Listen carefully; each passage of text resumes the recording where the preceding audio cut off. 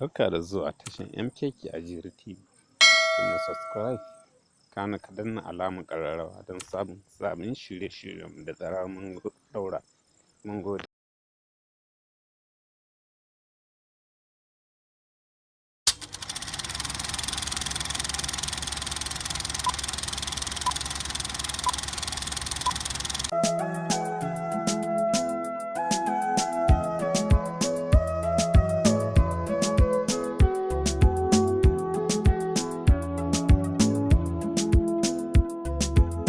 Ba sihiri take da shi ba, amma tana yawan ciwon kai, tana yawan ciwon baya, tana tashin zuciya, tana yunkurin amai, tana ciwon mara, tana ciwon gaɓoɓi, tana ƙaiƙayin ido, tana ƙaiƙayin kunne, tana yawan gyaran murya, tana yawan sosa kai, in ta tsuguna fitsari tana ɗan jin zafi. Wani lokaci wani ruwa na fita mata, tana samun ƙaiƙayi. Shi yasa aka ce so da dama in kika ga mace ta zauna a cikin hijabi ta nutsu ta yi shiru, aka ce susa take, tana da wannan ciwon ne.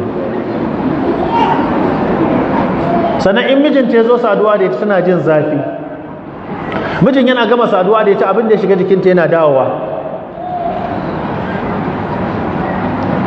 Idan ta haifi jinjiri, idan ta samu cikin ko ya kai wata 6 sai ya zube. Idan ta haifi ɗa ko ya kai wata 2 wata 3 sai ya mutu. Tana haihuwan jinjiri kuma zai zo da yawan ciwon ido, tana haihuwan jinjiri zai zo da yawan ruwan kunne, tana haihuwan jinjiri zai zo daga bayan suna zuwa kwana 40 kullum cikin dare sai kuka, ya hana ta kuka, ya hana uban kuka, kuma cikinsa yana kumbura, kuma yana kashi kore. A cikin koren akwai zare-zare kuma hadda kumfa, kuma jikinsa na ƙuraje kaman ƙurajen zafi, kuma yaron bayi da nauyi, kuma kashinsa na tsami, ruwan nononta kuma bai da kauri. Aka ce duk lokacin da ruwan nonon ya lalace, yana shan nonon zai kashi, yana yin kashi zai kuka, zai nemi nono, yana cewa zai sha nono kan nonon kuma zai dinga ƙurji yana zafi, wata hajjini yake. To wannan matan da take da wannan tana da cuta na al'udwi, tana da cutar sanyi. Kuma in kika ga budurwa haka kawai tana rama, bakinta na bushewa, idanta na canza kala yayi ja, yana kaikayi, gashin kanta na zuba, bata da nutsuwa, infection. Kun san yakan sa a ji mace kaman tana da aljani a jikinta. To wannan ciwo me yake kawo shi? Na farko duk matan da take taka kafsa ba takalmi, musamman tais din nan, ba za ta rabu da wannan ciwon ba. Amma in kina so ki rigakafi, aka ce duk matan da take kunshi a tafin kafanta ciwo ba zai taba shiga kafanta ba. Sannan na biyu aka ce duk matan da take tafiya anguwa ba wando, wannan al'adar mata ne. Mafi yawan mata suna tafiya ba wando a jikinsu, zani ne kawai a jikinsu.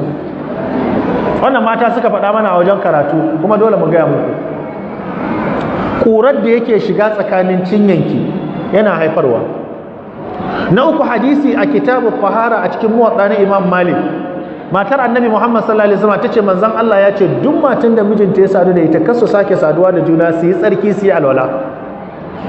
Rashin tsarki da alwala yana haifar da wannan cutar a jikin namiji da mace.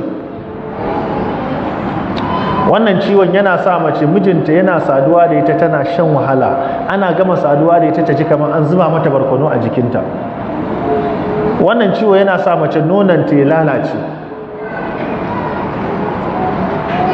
Sannan duk matan da take so ta rabu da wannan ciwon ta daina zuwa anguwa. In mace za ta je anguwa lalura zai kama ta, kuma za ta yi shiga bayan gida ko? Sanadin mace da take so ta rabu da wannan ciwon ta daina tsarki da ruwan sanyi. Kuma duk matan da take yawan gudu, ko take sauri, ko take hawa gidan sama da sauri, ko take tuka mota, to tana lalata jikinta ne. Amma mota auto banda auto, manual haka banda shi.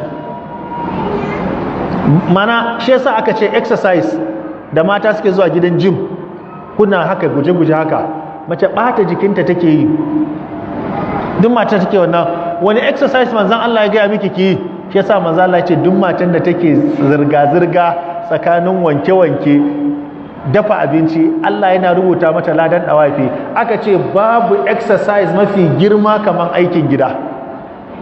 Dama ke kika ce a ɗauko miki yar aiki,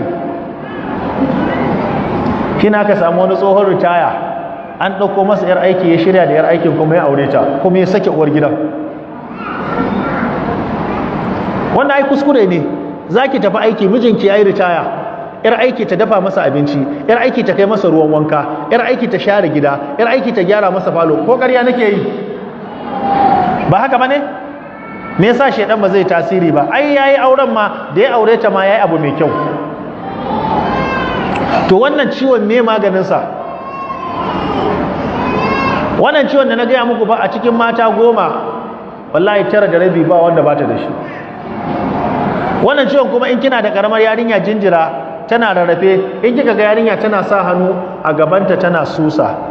Sannan wannan ciwo in yarinyar ki tana da shi za ta iya kaiwa shekara 13, 14 tana fitsarin kwance. To da ka fitsarin kwance ba matsalan aljani bane, ba iska bane. UTI shi yake sa yarki ta yi fitsarin kwance. Duk yarinyar da take fitsarin kwance, budurwa ko yaro saurayi, ki tambaye shi in ya zo fitsari yana jin zafi a fitsarinsa ko bai ji, zai ce yana jin fitsari. To a gurguje me maganinsa? Kowa ta saurara ta ji, in na wuce ba zan juyo ba. Na farko ana so a nemo ganyen gwanda guda 1.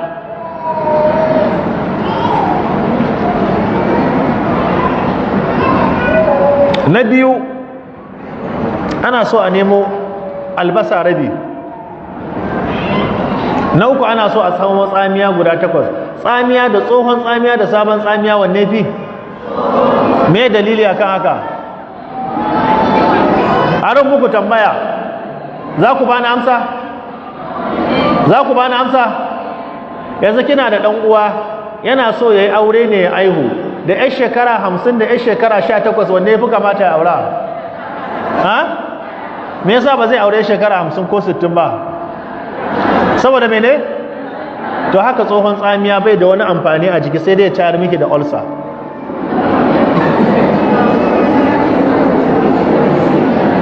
Sabon tsamiya shi ya fi sinadari mai kyau, ya fi amfani. Ai tsohon tsamiya saboda tsohon za ku gama ya haɗe ma ya yi danko ya yi baki, ba haka ba ne? Amma sabon tsamiya za ku gan shi da kyansa, kuma ɗanɗanon ma za ku ji ɗanɗanon sabon tsamiya bayi da ƙarfi, ɗanɗanon tsohon tsamiya ya zama chemical. To tsamiya guda 4, guda 8, sai ɗanyen citta guda 3, sai kankana na naira 100, sai ruwa pure water guda 10. Pure water guda nawa? Sai ki dafa. Idan kika dafa wannan kika sha, to duk ciwon da yake maranki da jikinki na sanyi, haka za ki ga Allah yana fitar miki da shi. Fitsarinki zai dawo kaman kalan wannan fentin. To yanzu wannan idan mace tana da hali, ta dafa ma 'ya'yanta, ta dafa ma kanta, ta dafa wa mijinta.